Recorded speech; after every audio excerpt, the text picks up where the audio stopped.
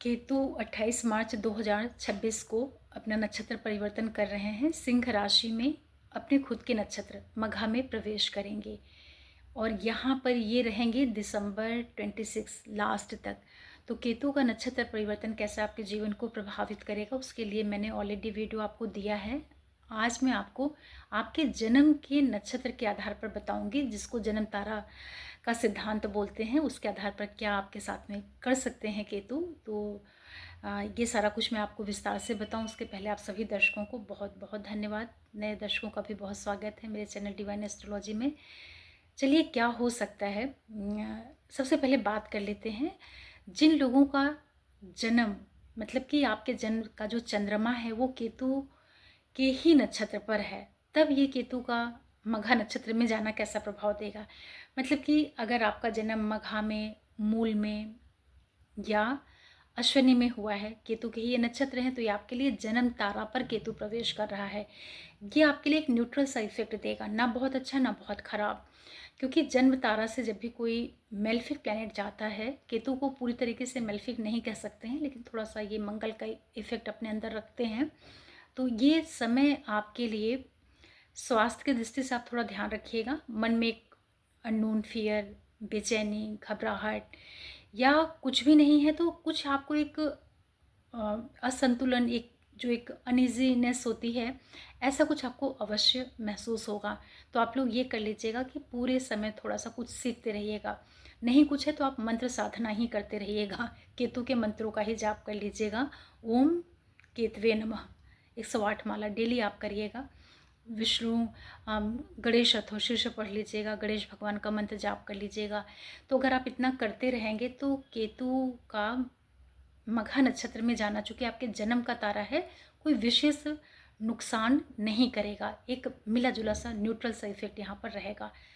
बस चूँकि ये ग्रह थोड़ा सा, इसकी एनर्जी जो होती है ना, ये बहुत स्ट्रॉन्ग भी आप इसको नहीं कहेंगे, बहुत इसको माइल्ड एनर्जी भी नहीं कहेंगे। क्योंकि केतु जो होते हैं ये मंगल की तरह से भी कई बार काम करते हैं। तो जन्म के तारा से जा रहे हैं, जन्म तारा काफ़ी सेंसिटिव होता है, इस वजह से थोड़ा सावधानी रखनी चाहिए। जिन लोगों का जन्म शुक्र के किसी भी नक्षत्र में हुआ है, भरणी, पूर्वा फाल्गुनी या पूर्वाषाढ़ा, आप लोगों के लिए केतु संपत तारा में जा रहे हैं। बड़ी अच्छी स्थिति है। सॉरी, संपत नहीं, आपके लिए ये अति मित्र तारा में जा रहे हैं। तो आप लोगों को यहाँ पर बहुत सपोर्ट सिस्टम देखने को मिलेगा। ऐसा लगेगा कि लाइफ में कहीं से कोई चल कर के आ रहा है और आपके ढेर सारे कार्य जो रुक रहे थे, अटक रहे थे, उनको वो काम आपके बनने शुरू हो जाएंगे। मतलब जिन लोगों का चंद्रमा शुक्र के किसी भी नक्षत्र में है, उनके लिए इस समय पर एक सपोर्ट सिस्टम क्रिएट होगा, काम बनेंगे, हेल्प मिलेगी, चाहे वो आपके करियर से जुड़ करके हो, फाइनेंस से जुड़ करके हो, service, growth, business, family front पे हर तरफ आपके लिए एक शुभता वाली स्थिति रहेगी केतु के इस नक्षत्र परिवर्तन से। क्योंकि आपका अति मित्र तारा यहाँ पर एक्टिवेट हो रहा है, तो अच्छी बात है। आप यहाँ पर केतु के मंत्रों का जप भी कर सकते हैं, ओम केम केतवे नमः। और इसके साथ साथ आप गणेश अथोशीर्ष का पाठ भी कर सकते हैं, कुत्तों की सेवा करिए और भी आपके लिए अच्छा रहेगा।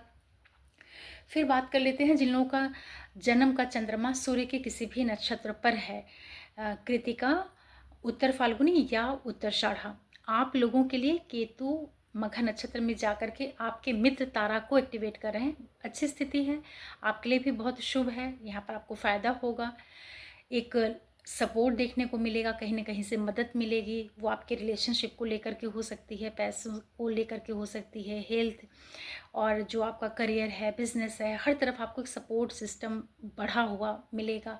मतलब आपके सारे काम यहाँ पर केतु महाराज जो हैं वो पूर्ण कराएंगे, अपनी तरफ से वो आपके लिए समस्या नहीं पैदा करेंगे, ऐसे समझ लीजिए।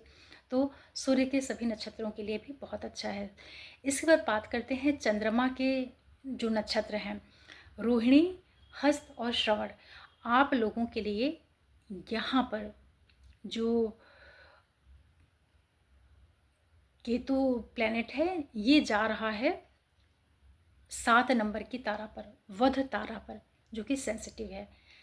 चंद्रमा के नक्षत्र वालों को बहुत सावधानी रखनी है, विशेष सावधानी रखनी है। यहाँ पर आपको अपनी हेल्थ, रिश्ते, पैसे, career, business, growth, family front, property, मतलब जीवन के जितने भी महत्वपूर्ण क्षेत्र होते हैं, उन सारी चीज़ों को लेकर के आपको बहुत सावधानी, बहुत अवेयरनेस के साथ में रहना है।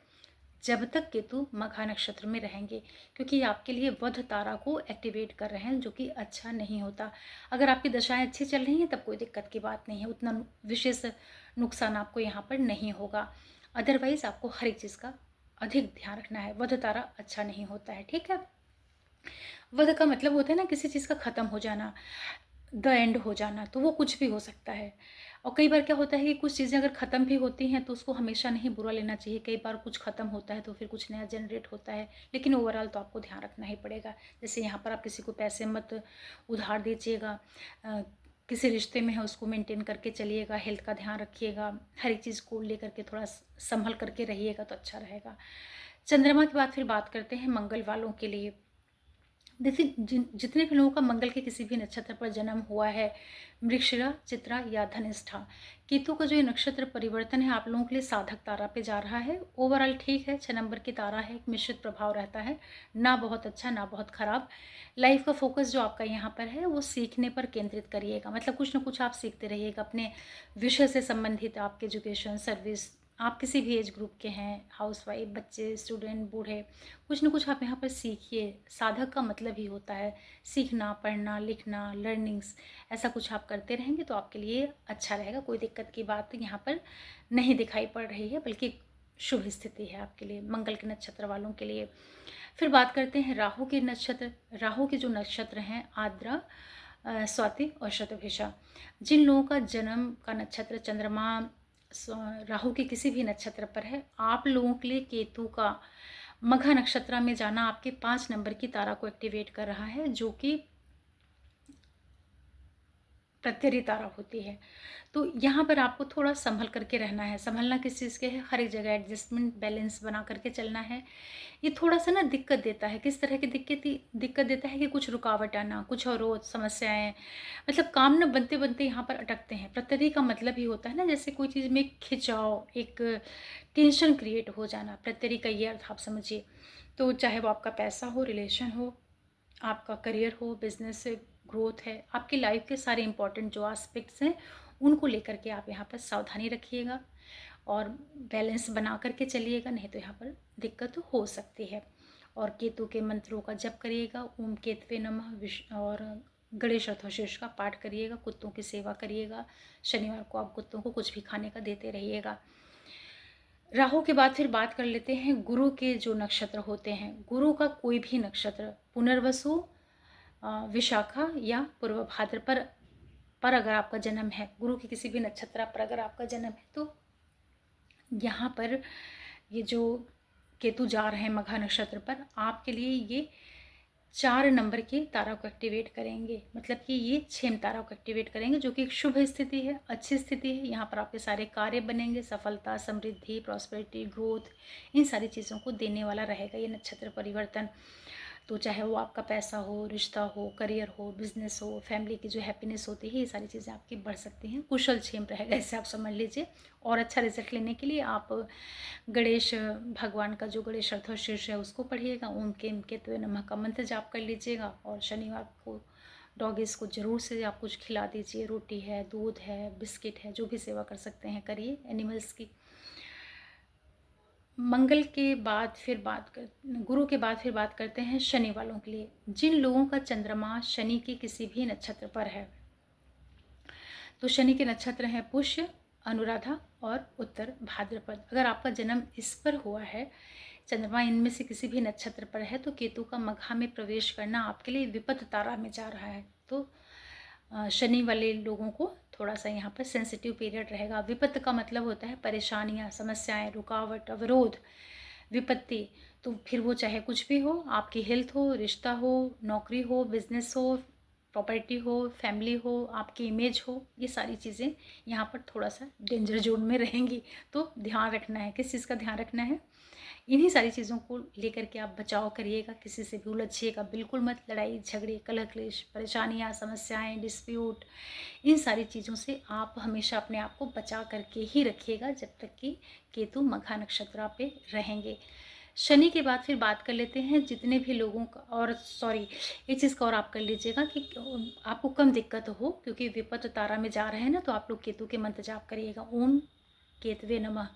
और गणेश अर्थशीर्ष पढ़िएगा और शनिवार को डॉगीज़ को फीड कराते रहिएगा।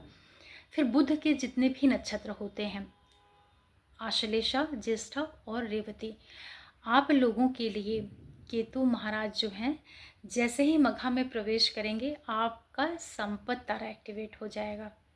तो बड़ी अच्छी स्थिति है।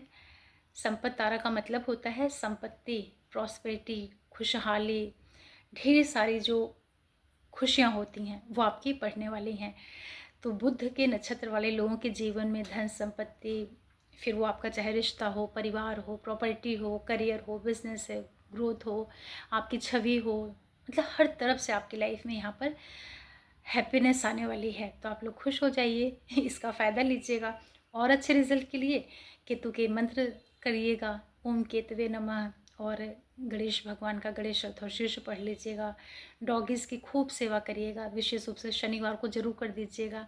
उनको आप बिस्किट खिलाइए, रोटी, दूध, जो भी आप कर सकते हैं। नहीं कुछ कर सकते हैं तो आप जो ये जो संस्थाएं होती हैं ना, जो एनिमल्स की केयर करती हैं ना, ऐसी संस्थाएं होती हैं, आप सर्च करिएगा, मिल जाएगा आपके घर के आसपास, वहाँ जाकर के कुछ डोनेशन करते रहिएगा।